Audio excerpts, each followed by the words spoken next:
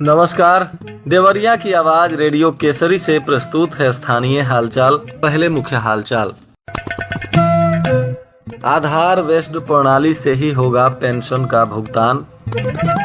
CDO की अध्यक्षता में किसान दिवस का हुआ आयोजन। चोर के शक में दिन में फेरी वाले और रात में प्रेमियों की हो रही है पिटाई। लेफ्टिनेंट हिमांशु का गांव वालों ने किया जोरदार स्वागत। रोजगार के लिए दिव्यांग जन भी कर सकते हैं आवेदन। स्थानीय हालचाल के इस अंक के साथ मैं अनिकेत मिश्र। अब हालचाल विस्तार से।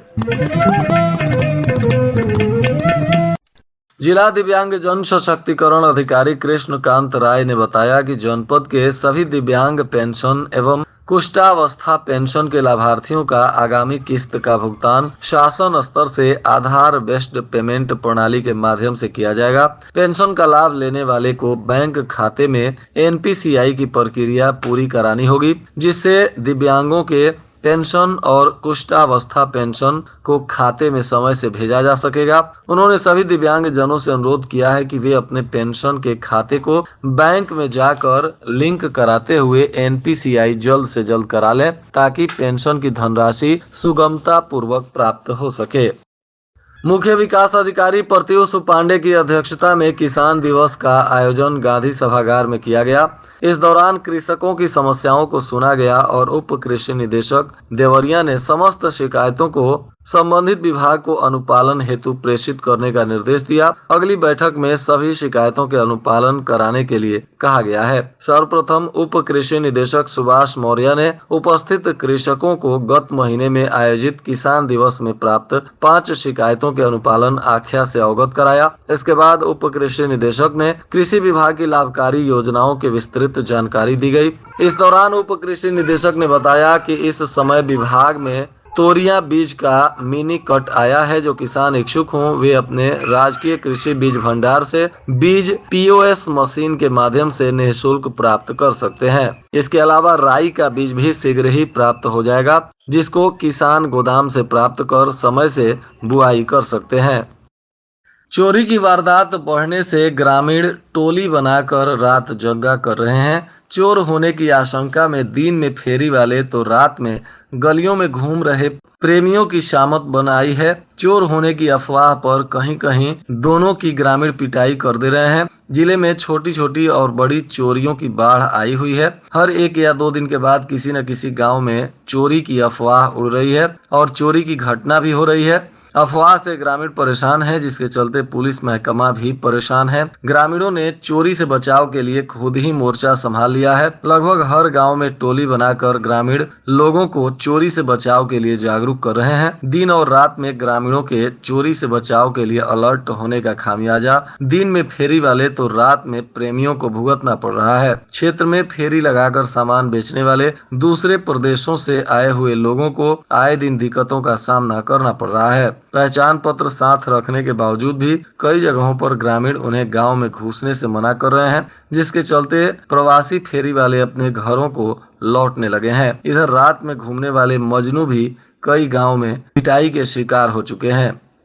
बनकटा के नोनार पांडे निवासी हिमांशु पांडे पुत्र सुनील पांडे का लेफ्टिनेंट पद पर चयन हुआ है। इनकी इस सफलता से गांव और परिवार में खुशी का माहौल है। लेफ्टिनेंट बनने के बाद पहली बार जब गांव हिमांशु पहुंचे तो ग्रामीणों ने गाजे बाजे के साथ फूल माला पहनाकर जोरदार तरीके से उनका स्वागत किया। हिमांशु ने हाई स्कूल और इंटरमीडिएट की पढ़ाई आर्मी स्कूल इलाहाबाद से पूरी की है। BA LLB की पढ़ाई army institute of law Mohali Chandigarh से अर्जित कर तैयारी में जुट गए थे। भारतीय सेना की परीक्षा CDS उत्तीर्ण करने के बाद उनका चयन लेफ्टिनेंट पद पर हुआ है। पिता सुनील पांडे पहले सेना में लाइन नायक के पद पर रह चुके हैं। वर्तमान में रेलवे पुलिस फोर्स में दरोगा के पद पर सेवारत हैं। बेटे की सफलता पर मां शशि प्रभा पांडे, बहन अंशु पांडे सहित तमाम परिजन खुशी का इजहार करते हुए उन्हें बधाई और शुभकामनाएं दे रहे हैं। जिला सेवा योजन अधिकारी रोहन अपूर्व सिन्हा ने बताया कि विभिन्न सरकारी विभाग सेवा योजन पोर्टल के माध्यम से आउटसोर्सिंग संविदा आधारित पदों पर भर्ती करते हैं। रोजगार के इच्छुक दिव्यांग जन सहित समस्त अभ्यर्थी सेवा योजन विभाग के वेब पोर्टल के माध्यम से आवेदन कर सकते हैं। उन्होंने बताया कि सभी दिव्यांग जन या रोजगार इच्छुक अपने शैक्षणिक योग्यता के अनुरूप अपना पंजीकरण सेवा योजन विभाग के वेबसाइट sevayojan.up.nic.in पर करा सकते हैं। अपने आईडी एवं पासवर्ड के माध्यम से समय समय पर साइन इन कर नौकरी के लिए आवेदन भी कर सकते हैं। बटन क्लिक कर अपनी शैक्षणिक योग्यता के अनुरूप नौकरियों में आवेदन कर इनका लाभ प्राप्त कर सकते हैं। केंद्रीय बजट 2024-25 में घोषणा के अनुसरण में केंद्रीय वित्त और कॉरपोरेट मामलों के मंत्री निर्मला सीतारमण ने नई दिल्ली में नाबालिगों के लिए एक पेंशन योजना एनपीएस वात्सल्य योजना का शुभारंभ किया। उक्त कार्यक्रम का सीधा प्रसारण पीएम श्री राजकीय इंटर कॉलेज देवरिया में किया गया, जिसे मुख्य विकास अधिकारी प्रत्युष पांडे की अध्यक्षता में बड़ी संख्या में लोगों ने देखा। इस अवसर पर सीडीओ ने कहा कि एनपीएस वात्सल्य योजना विकसित भारत के लक्ष्य के दृष्टिगत सामाजिक सुरक्षा का आधार बनेगा। इस योजना की अंशदायी प्रकृति भविष्य के राजस्व पर कोई शुल्क न लगाकर अंतर पीढ़ीगत समानता सुनिश्चित करेगी।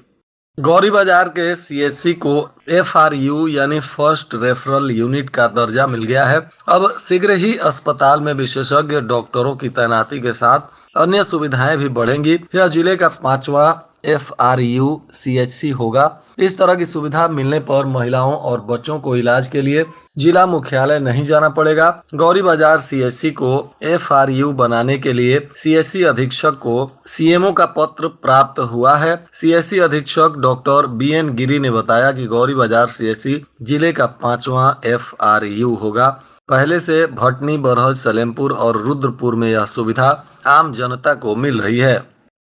जिला विकास अधिकारी रविशंकर राय ने जिले के बरहज और भागलपुर विकास खंड के 5 ग्राम विकास अधिकारियों को कारण बताओ नोटिस जारी किया है। उन्होंने संबंधित ग्राम विकास अधिकारियों से 3 दिन के भीतर अपना स्पष्टीकरण प्रस्तुत करने का निर्देश दिया है। उन्होंने जयप्रकाश गुण ग्राम विकास अधिकारी विकास खंड बरहज को भेजे गए नोटिस में कहा है कि खंड विकास अधिकारी बरहज के द्वारा मुख्य विकास अधिकारी को अवगत कराया गया है कि 15वां वित्त आयोग और 5वां वित्त आयोग के अंतर्गत नियमित समीक्षा बैठकों में आवश्यक दिशा निर्देश दिए जाने के बाद भी प्रारंभिक अवशेष प्लस प्राप्तियों के सापेक्ष व्यय का प्रतिशत 3 सितंबर के अनुसार 15वां वित्त में 11.47 और 5वां में 11.49% है, जो पदीय दायित्व का गंभीरता पूर्वक निर्वहन नहीं करना दर्शाता है। इसी तरह से आरोप इन पदाधिकारियों पर लगे हैं और जिसको लेकर स्पष्टीकरण की मांग की गई है।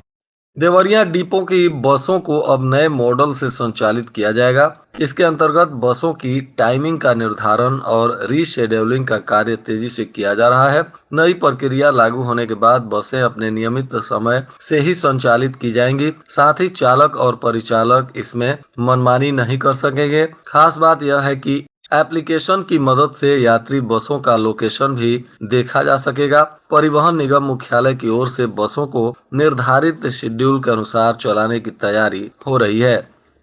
राष्ट्रीय क्षय यानी टीबी उन्मूलन कार्यक्रम के तहत जिले में अभियान चल रहा है। मलिन बस्ती, दूरस्थ इलाकों सहित 4.79 लाख लोगों की स्क्रीनिंग की गई। लक्षणों के आधार पर 8,922 लोगों के बलगम की जांच की गई, जिनमें से 88 लोगों को टीबी होने की पुष्टि हुई है। सीएमओ डॉक्टर राजेश झा के नेतृत्व में 9 सितंबर को सक्रिय क्षय रोगी खोजी अभियान चलाया जा रहा है, जो 20 सितंबर तक चलेगा। जिला क्षय रोग अधिकारी डीटीओ रंजीत कुशवाहा ने लोगों से कहा कि स्वास्थ्य विभाग के कार्यकर्ताओं का सहयोग करें। वह जब भी घर आए तो उनसे पूछे गए प्रश्नों का जवाब दें। घर में यदि किसी व्यक्ति में टीबी का लक्षण है तो जानकारी दें, ताकि उसकी जांच कर इलाज शुरू की जा सके।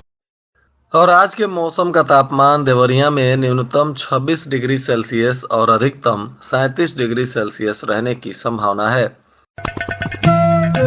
अंत में मुख्य हालचाल एक बार फिर। आधार वेस्ट प्रणाली से ही होगा पेंशन का भुगतान। सीडीओ की अध्यक्षता में किसान दिवस का हुआ आयोजन। चोर के शक में दिन में फेरी वाले और रात में प्रेमियों की हो रही है पिटाई। लेफ्टिनेंट हिमांशु का गांव वालों ने किया जोरदार स्वागत। रोजगार के लिए दिव्यांग जन भी कर सकते हैं आवेदन। इसके साथ ही रेडियो केसरी से प्रसारित स्थानीय हालचाल का यह अंक समाप्त हुआ। नमस्कार।